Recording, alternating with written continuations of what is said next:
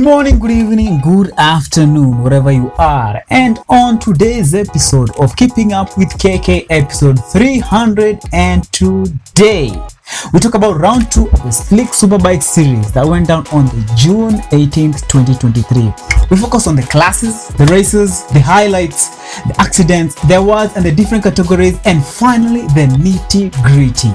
We will first start with the classes of race progression from class 100, 200, 300, 600, and finally finishing off with class 1000.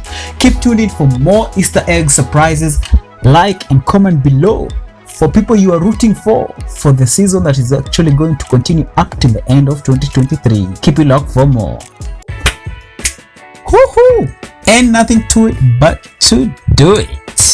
Starting us off is class 100. The class where had the most representation of racers as well as interesting stats of 2 racers dropping out and will soon join up with one of them in a different class. Nick Dunda, Thomas Sunday and Edwin Minor joined round 2 to earn their first points for the 2023 season, gaining 20, 15 and 9 points respectively. Naushad Elijah, whom had 24 points from round 1, lost points for the change in class.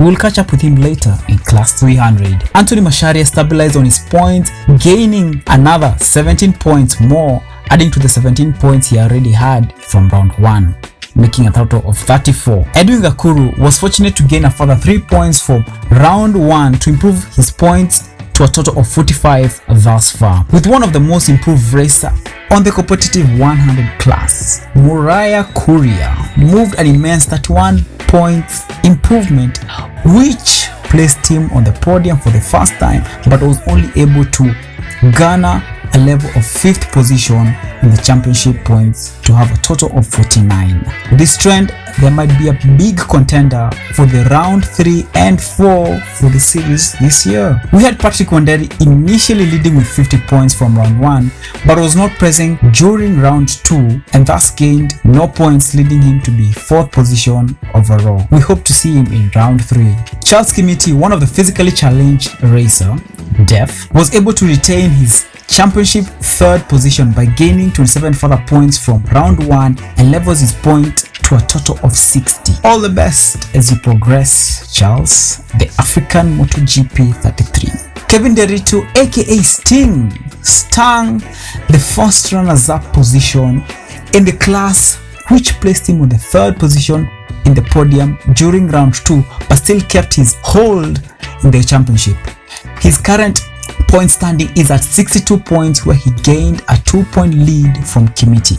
Lastly, we have Jeremy Raphael, who was 2nd in round 1 but ended up leading the traffic by gaining another 50 points and cementing his lead with 90 points, where he leads the championship with 20 more points from the first runners-up. A young teenager who is definitely meaning business when it comes to the 100 class. Progressing on forward to the class 200, where we had a very interesting turnout this time. Round 1, we had 3 racers present with the least representation in the category, but only 1 racer was present during round 2. Joe Makori had 36 points from round 1 but was not present. Evans Barete had 41 points from round 1 but was not present. Brian Kibe was present but couldn't gain any points since no segmented race for 200 class was planned for the day. Instead, Brian chose to join the 300 class in order to further his race learning experience while retaining the same 200 class bike. His points leveled to 45, with him leading the rider championship in the class. Moving on forward to the different class of 300 Derby Super Sport 300, there were 6 representation of racers from different teams. We had 3 new racers joining the class. Naushad Elijah, previously from 100 class, joined by gaining 20 points. Marvin Batia joined by gaining 22 points, and Cyrus Bitao not only joined by gaining 32 points but earned a podium position on the race day. He is currently in the 4th position in the class championship. Altaf Hussein was able to retain his 3rd position, and he closed the day by having a total of 58 points in the rider standings. Bassam Farouk was the day's first runners-up for both the championship and podium position. A competitive dive into challenging the class's leader. He leads with 85 points in the championship for the category. Steve Thua willed his lead of 10 more points from Bassam's standing, solidifying his at 95 points overall. He was pole on the podium for the day and hope to see more of the competitive nature between Bassam and Thuo as the series progresses through the year. Moving now to Super Sport 600, featuring the most impressive comeback after a fall. This is one class that is plagued by experienced riders who are out to carve their name among the greats. Joined by 8 racers, this turned out to be a show of showmanship and mental agility above the machines themselves. Joe Makore, who was previously on the 200 class, joined in and tried his play at the 600 class, ending up gaining a total of 10 points for the day in the championship, with Githengi Kimamo joining to rack up 29 points for the day and the championship respectively.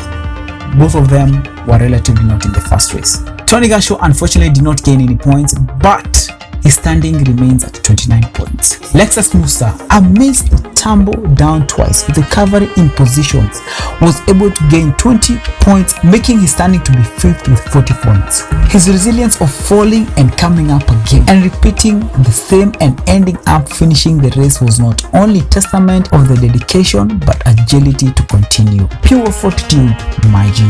Joy Kava, the only female in the grid, was able to rack up a podium position during the round 2, able to push her to be 4th in the championship of the class. A double gain with consistent effort. She definitely took it joyously as a position of 44 points in total in the championship. Rollins Omari was able to hold on the lead of the points without having to rack up a podium position for the day. He stood out of the racers to hold his 3rd position with 46 points. Evans Mwangi, the maestro, the legend, the one and only acid boy, was 2nd in the rider standings but only finished 2nd last amidst a fall in the track. The dedication that these riders have is just impressive.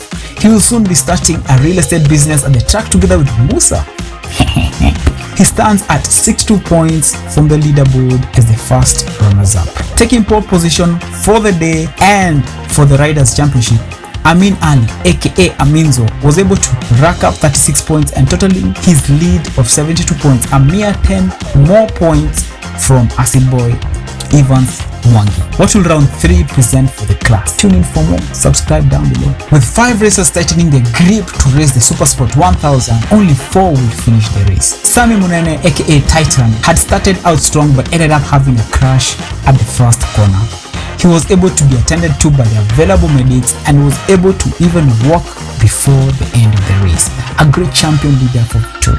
Hand to head salute. Sarmad Asif had a crash on the start-finish straight as one of the footbeds touched the tarmac, leading him to low side.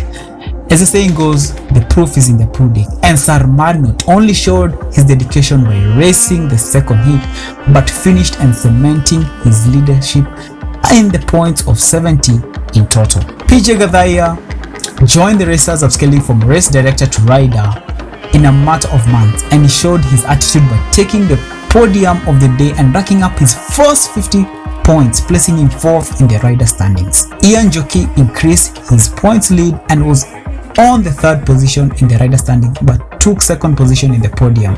Glad to see your progression, Ian. With a surprising turnout, Mark Makanga not only took 3rd position in the podium for the day but was speared towards the 2nd points position in the class. A truly competitive feat of racers bound for more performance.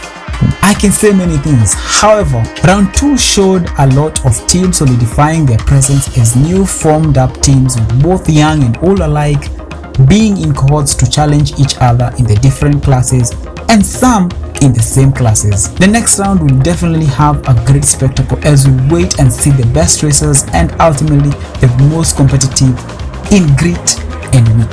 Thank you to the sponsors, service providers, event organizers, vendors, the race marshals, the MCs, Whistling Moran team, and you, the fans, for cheering, spectating, and supporting the event and the sport at large. We hope to see you more in round 3 in September. See you then. That's me saying goodbye. Yeah. Comment, like, share, subscribe. See you later. Cheerio.